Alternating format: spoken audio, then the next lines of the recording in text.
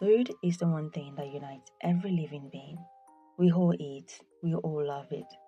And yet, somehow, when Western animation tries to portray food, it feels like biting into a high definition sponge. A crunch isn't there, the flavor doesn't travel, and the moment passes faster than a microwave beep. Meanwhile, Japanese animation can make a slice of toast look like it belongs in the Louvre. One bowl of ramen and you are ready to sell your soul to soy sauce. Let's be honest. In most Western shows, food is a punchline with seasoning. Scooby and Shaggy turn eating into a slapstick chaos. And that's fine, it's comedy. But notice something? We never taste the food. No one ever pauses to feel a bite. The characters chew, swallow, move on.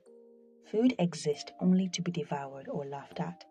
Western animation treats food the way action movies treat cars: disposable, noisy, and replaceable. It is there for energy, not emotion. And even when Pixar gets involved, the studio that can make you cry over a lamb, food somehow feels sterile. Remember Ratatouille? It's about a rat who is literally a culinary genius. But half those dishes look like they were painted by someone who's never tasted seasoning beyond table salt. And the shots are beautiful, yes, but they feel calculated, as if they were composed for cinematic perfection rather than appetite. Western animation often ties food to personality quirks. Popeye's spinach equals strength, Garfield's lasagna equals laziness, Scooby's snack equals chaos. It's a shorthand for identity. If the character is not eating, food doesn't exist in their world. And even when food does appear in Western animation, it's usually background noise. Characters talk over it, fight during it, or use it as comic relief. The Incredibles family dinner scene was iconic, but not because of the food. It was about dysfunction, not flavor. The meal could have been cardboard and no one would have noticed. Meanwhile, in anime, meals are a moment of quiet power. The camera lingers, you hear chopsticks click gently, and someone murmurs, "Itadakimasu," and it feels like prayer. There is no joke, there is no slapstick, just gratitude. This difference isn't accidental, it's cultural. Japanese storytelling sees food as life, not metaphorical life, but a literal spirit. A well-made dish reflects patience, respect, and humanity. Eating it is an art of connection to the cook, the ingredients, and the moment. That's why even a simple bowl of miso soup in anime feels like poetry. In anime, though, stillness is the story. Hayao Miyazaki could animate a fried egg and make it feel like the start of creation. You can smell the bacon sizzling in Ao's moving castle. You can feel the texture of bread in Kiki's delivery service. These aren't just props, they're sensory experiences. When an anime character eats, you see their hands tremble slightly, the lips press softly, eyes widen in contentment. The sound of chewing is warm, respectful, deliberate. Food isn't consumed, it is honored. Now flip that scene to Shogugeki no Soma. The moment the pan eats the eat, it is war. The camera zooms so dramatic that they make Michael Bay jealous. Every ingredient glows. The audience doesn't just see food, they experience it. You get a crisp of vegetables, the buttery slide of meat, the eruption of taste exploding like a religious event. That's because in anime, food is sacred. The act of eating is storytelling. And here's something interesting.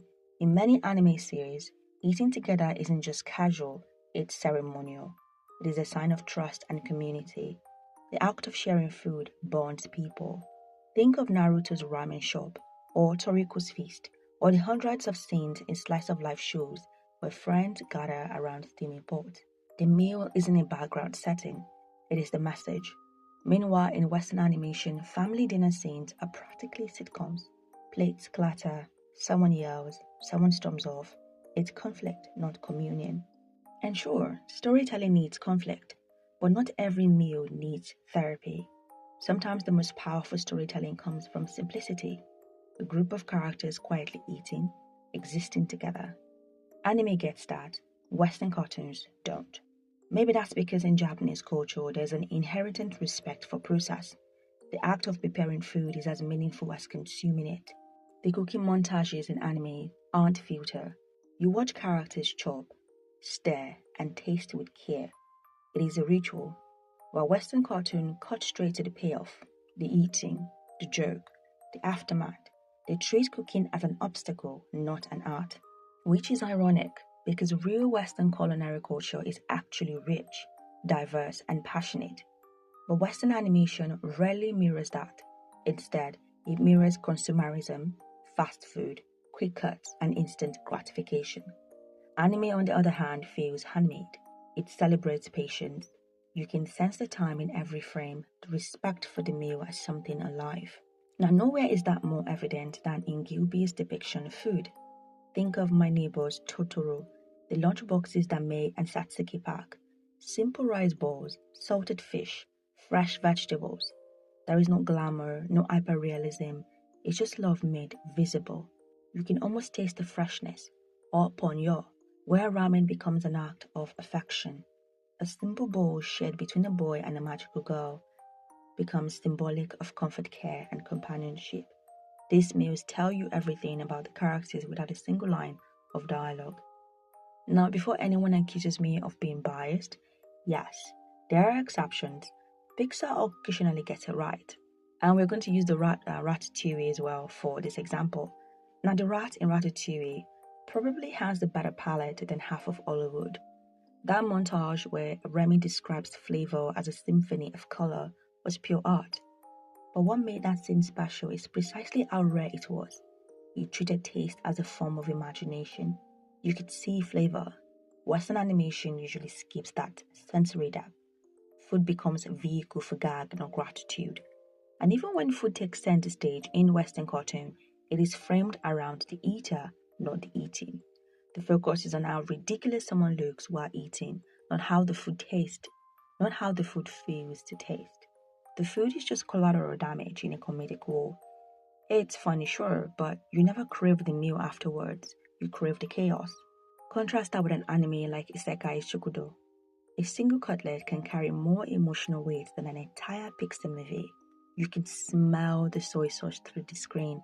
You can hear the crispness of tempura as if the microphone was dipped in oil.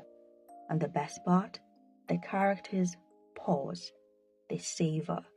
They express gratitude before and after eating.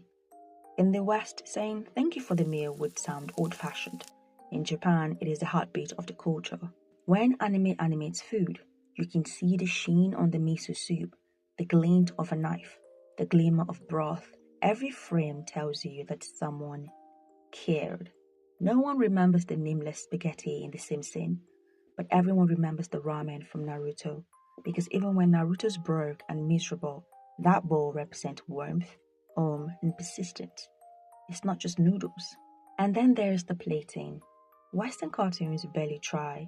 A burger looks like a blob, a steak looks like a brown geometry. But in anime, presentation is choreography. The dish is arranged like a painting, colors balanced, textures harmonized. Even a bento box looks like a Monet. It's not about which culture does food better.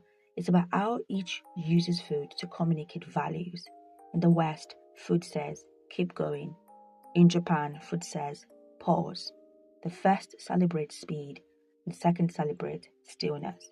One worships consumption, the other worships creation. In a way, this is bigger than food. It's about what animation chooses to respect. The West often draws noise beautifully. Explosions, chaos, speed. While Japan anime draws silence beautifully. The pause after eating, the exhale after the last bite. And that is why a simple bowl of ramen in a 20-year-old anime can make you feel more than 1,000 fast food gags in primetime TV. Food is culture, food is love. Food is the one universal act that everyone practices daily. To treat it as a joke is to waste the canvas that is right in front of you. Don't forget to subscribe. Thank you so much for watching.